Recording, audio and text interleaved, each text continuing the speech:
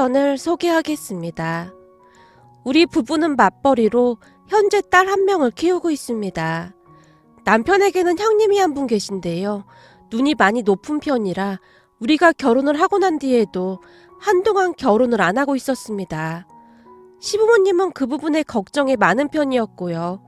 그러던 어느 날 아주버님이 결혼할 사람이라며 가족들에게 예비 형님을 소개해 줬습니다. 아주버님과 예비 형님의 나이 차이가 무려 7살이나 났었기에 예비 형님의 나이가 저보다 4살이나 어렸어요. 그 부분에 있어서 불편하지 않았다고 하면 거짓말이겠지만 자주 볼 사이는 아니었기에 크게 신경 쓰지 않으려고 노력했습니다. 사실 우리 시댁은 큰 행사가 있지 않으면 모이거나 그렇지 않았거든요.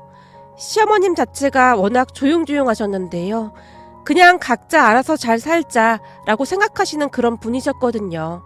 그랬기에 우리도 굳이 일부러 시댁을 찾아가고 그러지 않았고요. 우리 딸이 태어났을 때도 시어머님은 딱 한 번 손녀 얼굴을 보러 왔을 뿐 크게 관여하지 않았습니다. 하지만 저는 그런 시어머님이 오히려 편했다고 해야 할까요? 그런데 형님은 그런 우리와는 전혀 다른 그런 사람이었습니다.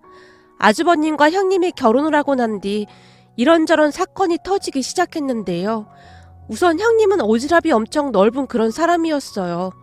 한마디로 그냥 가만히 있지 못하는 그런 사람이었습니다. 일을 스스로 만들어서 하는 그런 사람 말입니다. 참고로 형님은 전업주부인데 결혼하기 전에도 딱히 제대로 된 일을 해본 적이 없었다고 합니다. 그냥 이런저런 아르바이트를 하다가 아주버님을 만나서 결혼했다고 들었거든요. 그랬기에 아무래도 저보다는 시간이 많이 날 수밖에 없었겠지요. 하지만 그런 형님에 비해 저는 일을 하고 있었기에 항상 바쁠 수밖에 없었어요. 다행히 남편이 많이 도와주고 있었기에 큰 불만은 없었지만 맞벌이가 절대 쉽지 않다는 것을 절실히 느끼고 있었습니다. 형님은 그런 우리를 잘 이해하지 못한 채 자꾸만 일을 만들기 시작했고요. 신혼여행을 다녀온 형님이 어느 날 저를 따로 찾아왔는데요. 퇴근 후 부랴부랴 딸을 유치원에서 데리고 집에 들어오자마자 형님에게 전화가 걸려왔어요. 동서, 나 동서 집 앞인데 잠깐 들어가도 되지? 네? 우리 집 앞이요? 저기 그게 미리 연락을 하고 오셔야 저도. 제가 말을 하고 있었지만 형님이 제 말을 단박에 끊고는 말을 이어갔어요. 형님 동서 사이에 뭘 그렇게까지 격식을 차려. 앞으로 친하게 지내야 하는데. 아니 그래도 저희가 맞벌이다 보니 퇴근 후에 집에서 이것저것 할 게 많거든요. 근데 지금 막 퇴근하고 들어와서 집안이 너무 엉망이어서요. 괜찮아. 나 지금 동순의 집 문 앞이야. 문 좀 열어봐. 형님이 제 말을 듣는 둥 마는 둥 초인종을 눌러댔어요. 그런 형님의 행동에 기분이 많이 상할 수밖에 없었는데요. 그냥 다짜고짜 집을 찾아온 것도 이해할 수 없었고 비록 제가 동서라고 하지만 4살이나 많은데 대놓고 반말을 하는 것도 기분이 나빴거든요. 그렇게 제가 굳은 표정으로 문을 열어줬지만 그런 제 마음을 아는지 모르는지 형님이 당당하게 집 안으로 들어왔어요. 어머! 난 동서가 집이 엉망이라고 하길래 그냥 하는 소린 줄 알았는데 이건 완전 개판 5분 전이네. 아무리 그래도 주부가 너무 심한 거 아니야? 그게 남편이랑 제가 새벽 5시 30분에 일어나서 준비하는데도 애 밥 먹이고 그러다 보면 시간이 빠듯하더라고요. 아침에 회사까지 가려면 차도 많이 막히고 해서 회사 다녀와서 정리하고 있어요. 동서, 아무리 그래도 그렇지 집이 이렇게 난장판이 될 것 같으면 더 일찍 일어나던지 해야지. 이건 진짜 너무 심한 것 같네. 암튼 우리나라 여자들 문제야. 요즘 맞벌이네 뭐네 하면서 집안 꼴을 아주 개판 만들어 놓고도 아주 당당하잖아. 평소 형님의 말투가 곱지만은 않다는 것을 잘 알고 있었지만 그날따라 막말을 하는 형님에게 기분이 상할 대로 상할 수밖에 없었는데요. 생각 같아서는 한마디 쏘아붙이고 싶었지만 굳이 상대할 가치가 없어 보였기에 꾹 참고 말았습니다. 형님, 근데 갑자기 왜 오신 거예요? 맞다. 저기 말이야. 내가 남편한테 물어보니 조금 있으면 어머님 생신이라고 하더라고. 그래서 그거 의논하러 왔지. 네, 어머님 생신이긴 한데 뭘 의논하신다는 거예요? 우린 그동안 시부모님 생신날 외식하고 용돈 드렸었는데요. 동서 그동안 진짜 대충 살았구나. 하긴 집안 꼬라지를 보니 그러고도 남았겠더라고. 형님이 다시 집안을 휙 둘러보고 있었어요. 저기 형님, 말씀이 너무 지나치신 것 같은데요. 암튼 내 말은 그래서 말인데 내가 결혼하고 첫 생신이기도 하고 해서 거하게 생신상을 좀 차릴까 하거든. 네? 생신상을요? 그게 제가 알기로는 어머님도 그런 거 안 좋아하시는 걸로 알고 있어요. 어머님 성격이 워낙 조용조용하시거든요. 동서, 그건 동서가 그동안 제멋대로 행동했으니까 그런 거지. 암튼 어머님 생신 전날에 음식 만들 거니까 동서도 한 이틀 정도 휴가 좀 냈으면 좋겠어. 네? 휴가를요? 그것도 이틀씩이나요? 그건 좀 어려울 것 같아요.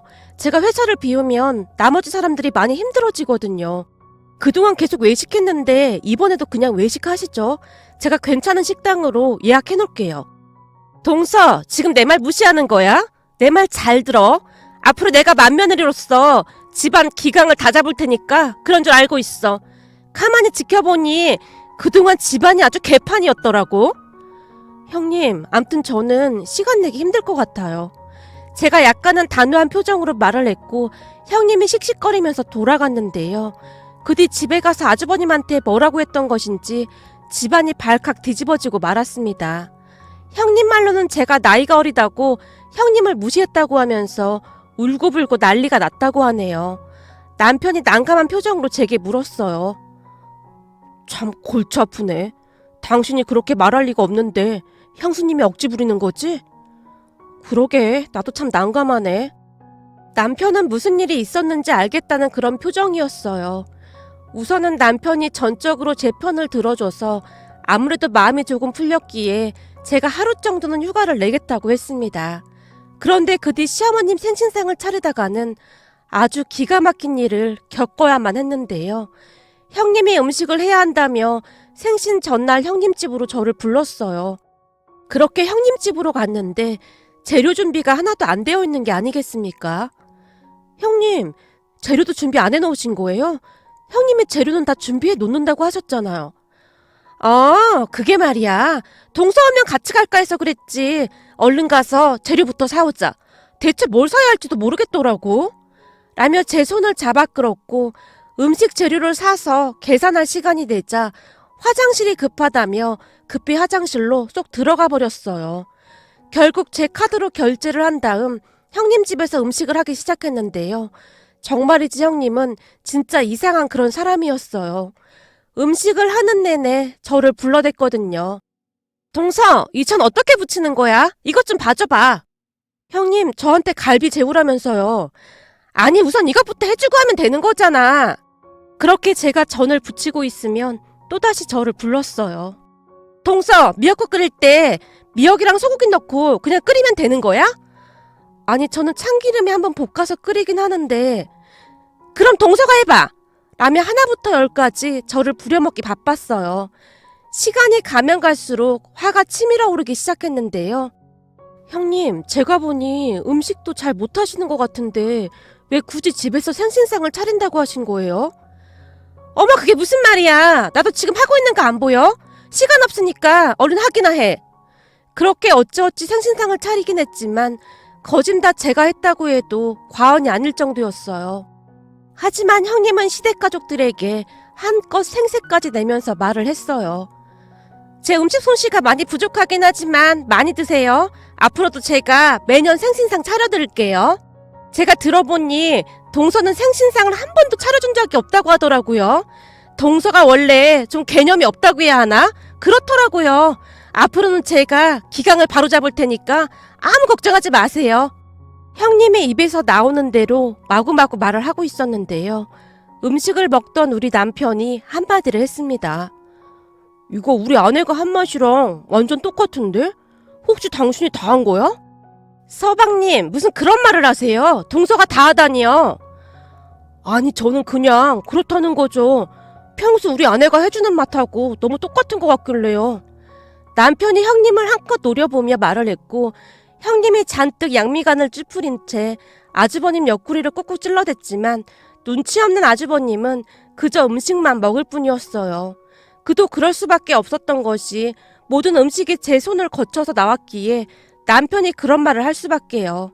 거기다 그동안 형님의 만행을 알고 있었던지라 남편이 더욱 그랬던 것 같습니다. 그날 집에 돌아온 남편이 조용히 한마디를 했는데요. 당신 불편하면 앞으로 형수님 전화 받지 마. 내가 딱 보니 괜히 엮여서 좋을 거 하나 없어 보이거든. 저러다 언제 한번 엄마 성질 잘못 건드리면 나중에 뒷감당 안 될 텐데. 어머님이 왜? 난 어머님같이 조용조용한 분은 처음인데? 그건 일반적인 사람한테나 그러는 거고, 암튼 우리 엄마 심기 잘못 건드리면 그날은 그냥 아웃이 아웃. 근데 형수님이 지금 그 경계선을 넘나들고 있는 것 같아. 남편이 알 수 없는 말을 하며 고개를 절레절레 흔들고 있었어요. 하지만 그 뒤에도 형님은 제게 시시때때로 전화를 해서는 힘들게 했는데요. 그러다가 어느 날 형님이 어마어마한 일을 벌였습니다. 우리 시댁은 김장을 하지 않습니다. 전에도 말씀드렸듯이 시어머님이 딱히 일을 벌이고 하는 스타일이 아니세요. 결혼하자마자 제게 물었거든요. 넌 김장에 대해 어떻게 생각하니? 우리 집은 김장을 따로 안 하거든. 그래서 말인데 난 다른 시어머니들처럼 김장 같은 거에서 아들 며느리 집에 갖다 나르거나 그러지 않을 거다. 그런 부분은 너무 기분 나쁘게 생각하지 않았으면 좋겠구나. 너도 알다시피 식구가 많은 것도 아니고 우린 아는 사람한테 김치 사서 먹고 있거든. 내가 허리 디스크 때문에 고생한 뒤로 그렇게 하기로 했다. 전 상관없어요, 어머님. 저희도 김치 사서 먹을게요. 그래, 니들도 식구가 많은 것도 아니고 그게 나을지도 모르겠구나. 거기다 내가 보니 김장하다 사다 나는 집이 한둘이 아니야. 그럴 바에는 그냥 안 하고 마는 게 낫지. 나는 도대체가 이해가 안 되는구나. 그렇다고 해서 친정엄마한테 시켜 먹지 말고. 이 김장이 보통 힘든 게 아니거든. 알겠어요, 어머님. 그렇게 우리는 시어머님이 잘 아는 분에게 김치를 사서 먹고 있었습니다. 그 부분에 대해서 시어머님이 형님에게도 미리 말을 했었고요. 그런데 형님이 대형 사고를 쳤답니다. 시어머님이 분명히 김장을 안 한다고 했음에도 불구하고 어느 날 시댁으로 배추를 잔뜩 배송시켰거든요. 배추를 보고 시어머님이 경기를 한 건 말할 것도 없었고요. 놀란 시어머님이 우선 제게 전화를 했어요. 예, 지금 우리 집에 배추가 엄청 많이 배달돼서 왔는데 너 혹시 이게 무슨 일인지 알고 있는 거냐? 네? 배추가요? 아니요, 저는 잘 모르겠는데요. 근데 얼마 전에 형님이 제게 전화해서 김장 얘기를 꺼낸 적은 있었어요. 그래서 제가 형님한테 우리는 그동안 김장 안 했다고 말했는데 김장을 안 하는 집이 어디 있냐고 뭐라고 했던 적이 있긴 했어요. 그때 저도 바빠서 잊고 있었고요. 어머님, 제가 형님한테 전화해볼까요? 아니다, 너 바쁠 텐데 내가 전화해보마. 내가 그렇게 일렀는데. 그쯤에서 시어머님도 화가 많이 나신 모양으로 말을 아끼는 그런 모습이었어요. 그렇게 퇴근 후 제가 시어머님께 전화를 드렸는데요. 시어머님이 땅이 꺼져라 한숨을 내쉬고 계셨어요. 아니, 직접 김장을 한다고 배추를 이렇게나 많이 보냈지 뭐니. 지금 베란다에 배추가 한가득이다. 이 일 어쩌면 좋니 그래? 형님은 뭐라고 하는데요? 걱정 말라고 하지. 내일 자기가 와서 다 한다고. 근데 저걸 혼자서 어떻게 다 한다는 건지 걱정이 태산이구나. 어머님, 어차피 내일 주말이니까 저도 넘어갈게요. 너무 걱정하지 마세요. 됐다. 네가 뭐하러 와. 집안일에 애까지 챙기느라 너도 힘들 텐데. 아무리 그래도 형님 혼자 못할 것 같은데요. 그러다 어머님 허리 잘못되실까봐 걱정도 되고요. 제가 내일 아침 일찍 넘어갈게요. 물론 그날 저녁 형님이 제게 전화를 해서는 다음날 시댁으로 오라고 통보를 하긴 했습니다. 그렇게 다음날 시댁으로 갔는데요. 거실에 들어서던 남편과 제가 기겁을 하고 말았답니다. 시댁 주방부터 거실까지 눈 뜨고 볼 수 없을 정도로 완전히 난장판이 나 있었거든요. 시부모님의 얼굴은 이미 울상이 된 채 애처로운 표정으로 넋을 놓고 있었고요. 그 모습에 남편과 제가 우선 급히 정리를 해서 배추를 씻고 절이기 시작했는데요. 배추를 절이는 모습을 보더니 형님이 조용히 물었어요. 동서, 배추는 한두 시간만 절이면 되는 거지? 네? 형님, 그게 무슨 말씀이세요? 배추를 어떻게 한두 시간만 절여요. 적어도 10시간 이상은 절여놔야 하는 걸로 알고 있는데요. 그래서 요즘은 절인 배추도 많이 사던데 왜 굳이 그냥 배추를 샀어요? 근데 혹시 형님 김장 한 번도 안 해보신 건 아닌 거죠? 내가 안 해보긴 뭘 안 해봐. 해봤거든? 그리고 절인 배추는 나도 알거든? 근데 그게 훨씬 비싸던데 뭐 한다고 그걸로 사? 동서는 가끔 보면 경제관념이 없는 것 같아. 형님이 저를 있는 대로 노려보고 있었어요. 그 뒤에 일어난 일은 길게 설명하고 싶지도 않습니다. 한마디로 형님은 김장의 김자도 모르는 그런 사람이었거든요. 결국에는 이틀에 걸쳐 시부모님과 우리 부부가 다 했다고 해도 과언이 아니었거든요. 거기다 시어머님은 고질병이던 허리에 문제까지 생겨서 한동안 병원에서 물리치료뿐만 아니라 정밀 검사까지 받아야만 했습니다. 하지만 시어머님은 형님한테 아무런 말도 하지 않았는데요. 평소 시어머님의 성격이 싫은 소리를 잘 못하는 그런 분이었거든요. 그리고 그날 이후 형님한테 대일 대로 대인 저는 더 이상 형님에게 놀아날 생각이 없었기에 은근슬쩍 발을 빼고는 그냥 모른 척하곤 했습니다. 그런데 제가 자꾸 연락을 피하자 기분이 상했던지 형님이 말도 안 되는 행동을 하기 시작했어요. 어느 날 제 친구가 인터넷에 올라온 내용을 제게 보내왔는데요. 아무리 읽어봐도 우리 시댁 이야기가 확실해 보였거든요. 내용을 자세히 읽어보니 대부분의 내용들이 제 뒷담화를 넘어서 욕을 하는 그런 내용들이었습니다. 한마디로 나이 많은 게 무슨 자랑도 아니고 손아랫동서가 나이가 많다고 형님인 자기를 무시한다는 그런 말들이었거든요. 거기다 시어머님 욕도 있었는데 자기가 김장부터 이것저것을 다 챙겼음에도 수고했다는 말 한마디가 없는 냉혈한이다. 이래서 사람들이 시어머니라고 하면 치를 떠는가 보다 이러한 말도 있었습니다. 아무리 봐도 우리 시댁 이야기 같았기에 친구가 알려준 카페로 들어가서 같은 아이디의 글을 읽어봤더니 형님이 쓴 게 확실하다는 생각이 들었습니다. 그 글을 남편에게 보여줬는데 남편도 방방 뛰고 난리가 났었고요. 거기다 그 사실을 알고 시부모님도 난리가 났는데요. 인터넷에 시댁 가족들을 완전히 이상한 사람들로 글을 써놨었기에 기가 막혀 하셨거든요. 그 뒤 시부모님이 형님을 불러다 뭐라고 했던 모양인데 형님은 본인이 아니라는 말만 되풀이할 뿐 억울하다고만 했다네요. 자기라는 증거가 어디 있냐고 하면서 말이죠. 그렇게 저는 형님을 완전히 손절했습니다. 아예 전화번호를 차단해버렸거든요. 그리고 형님이 만든 시댁 단톡방도 나와버렸고요. 다만 시어머님이 제게 미안하다고 사과를 했기에 그냥 넘어갔는데요. 그 뒤 시어머님도 형님을 좀 부담스러워하는 그런 눈치였어요. 그러던 어느 주말 남편이 놀라서 저를 불렀어요. 여보, 이리 좀 와봐. 지금 난리 났어. 왜? 무슨 일인데?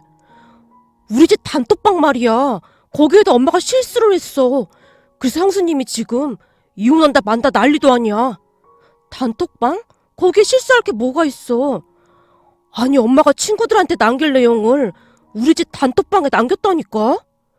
근데 그게 왜 뭐가 문제될 게 있어? 엄마가 형수님 뒷담화를 한 게 문제지. 뭐? 어머님이 뒷담화를? 어머님 원래 뒷담화 그런 거 싫어하시잖아. 그러게 내가 보니 엄마도 그동안 형수가 무지 꼴보기 싫긴 했나 보네. 형수가 무지 마음에 안 든다고 썼더라고. 라며 남편이 놀라워 했는데요. 그렇게 시어머님이 잘못 남긴 내용을 확인하고는 저도 깜짝 놀라고 말았답니다. 아마도 시어머님 친구분이 형님 이야기를 꺼낸 모양인데요. 우리 큰애 때문에 아주 골치가 아파 죽겠어. 뭘 그렇게 수시로 찾아와서는 생색을 내는지 모르겠어. 둘째는 진득한 맛이라도 있는데 첫째는 아주 요상하다니까. 저번에는 그 인터넷 카페인가 뭔가에다가 내 뒷말도 막 했더라니까. 내가 무슨 로봇 같지 표정도 없고 잘해줘도 잘해주는 걸 모르는 냉혈한이라고 하질 않나. 암튼 요즘 첫째 때문에 스트레스가 이만저만이 아니야. 문제는 시어머님이 한동안 잘못 남긴 것을 몰랐던 것인지 계속해서 하소연을 하고 있었어요. 그 바람에 형님이 시어머님께 전화를 해서는 펄쩍펄쩍 뛰었다는데요. 그러다가는 시댁으로 쫓아가는 일까지 벌어졌습니다.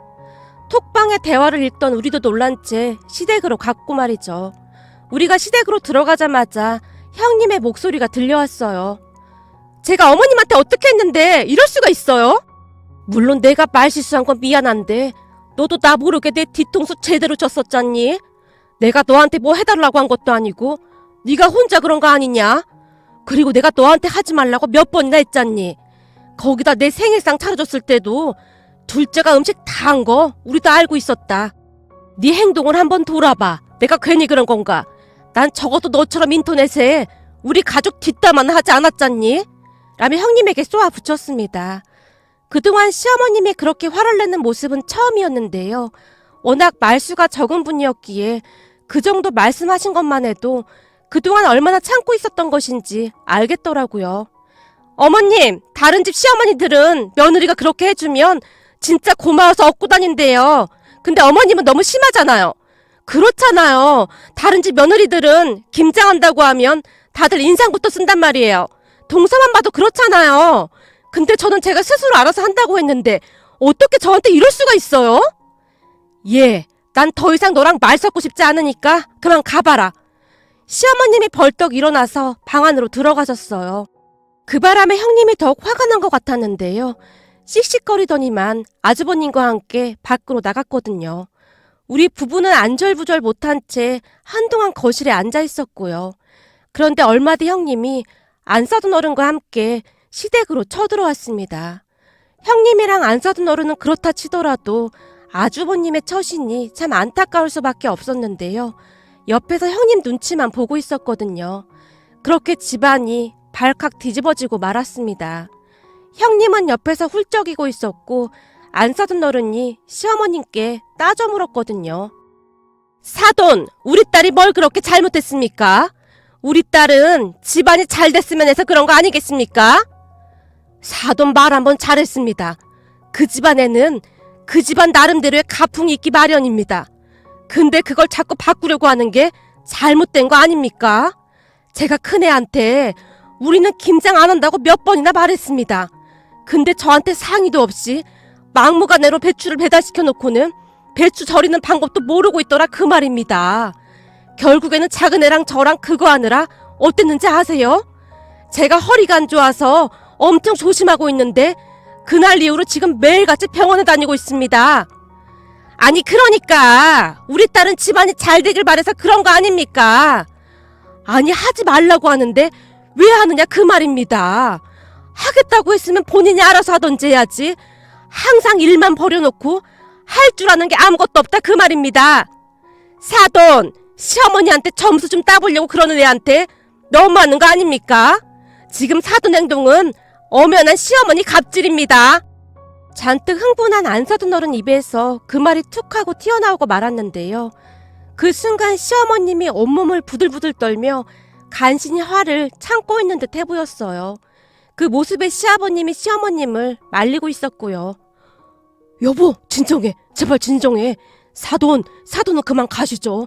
지금 이런 상태에서 대화가 될 것 같지가 않습니다. 왜요? 제가 전국을 찌르니까? 양심에 찔려서 그럽니까? 거보세요. 사돈도 지금 캥기는 게 있으니까 그런 거 아닙니까? 세상에 우리 딸 같은 애가 어딨다고 그러는 겁니까? 사돈은 양심이 없어도 너무 없는 것 같습니다. 안 사돈 어른이 계속해서 시어머님에게 도발을 하고 있었는데요. 그 순간 시어머님이 포효하기 시작했습니다. 야, 김상대, 넌 네 엄마가 이 꼴을 당하는데도 옆에서 보고만 있는 거냐? 네가 그러고도 아들이야? 니들이 헤어지던지 말던지 우린 관심도 없으니까 앞으로는 우리랑 연 끊고 니들 마음대로 하고 살아. 집안이 떠내려가라 소리를 지르며 금방이라도 아주버님에게 달려들 기세였기에 우리가 그런 시어머님을 잡고 말렸지만 시어머님은 이미 이성을 잃은 듯 해 보였어요. 그때 당시 시어머님의 눈에 흰자밖에 보이질 않았다고 해도 과언이 아니었거든요. 그런 시어머님의 모습에 안 사둔 어른과 형님이 기겁을 했는데요. 그동안 조용조용하기만 하던 시어머님이 갑자기 돌변한 모습에 뭔가 잘못되어 가고 있다는 생각을 한 모양인지 슬금슬금 뒷걸음을 치더니 주랭랑을 치기 시작했습니다. 그 뒤에도 시어머님은 한동안 소리를 지르셨고요. 그동안 워낙 조용하고 말씀이 없던 시어머님이었기에 안 사둔 어른이 만만하게 봤던 게 아니었나 싶었습니다. 하긴 저조차도 화가 난 시어머님의 모습이 너무나 낯설게만 느껴질 정도였으니까요. 잠시 뒤 시어머님이 흥분을 가라앉힌 채 소파에 털썩 주저앉았어요. 내가 조용히 살려고 부단히도 노력하고 있구만. 왜 자꾸 사람 승질을 건드려? 아유, 진짜 주먹이 운다, 주먹이 울어. 예전 같았으면 한 주먹거리도 안 되는구만. 여보, 잘 참았어. 아주 잘 참았어. 내가 얼마나 조마조마했는지 몰라. 시아버님이 시어머님을 달래고 있었어요. 잠시 후 시어머님이 저를 바라보며 언제 그랬냐는 듯 부드러운 목소리로 물었어요. 작은 애야, 많이 놀랐지? 네? 어머님, 아까는 진짜 너무 놀라서요. 난 정상적인 사람들한테는 아주 순한 양이니까 너무 무서워하지 말거라. 이게 말이다, 상식이 없는 사람들한테 상식적으로 대해줄 필요가 없는 거거든. 봐라, 상식적으로 대해줬더니 사돈집에 쳐들어와서 저러고 있잖니. 내가 김장한다고 우리 집으로 배추를 한 무더기 보냈을 때부터 이미 빡쳤어. 김장만 아니었어도 내가 꼭 참으려고 했는데 그때 허리 디스크 도져서 아직까지도 엄청 고생하고 있잖니. 다시 화가 치밀어 오른다는 듯이 시어머님이 주먹을 불끈 쥐고 있었는데요. 난 이미 일이 될 줄 알고 있었어. 그래서 내가 형한테 형수님 말리라고 몇 번이나 말했었는데 들은 척도 안 하더라고. 우와, 그래도 엄마 많이 참더라. 난 오늘 이판사판 난장판 될 줄 알았거든. 너도 네 형처럼 되고 싶지 않으면 입 다물고 조용히 해.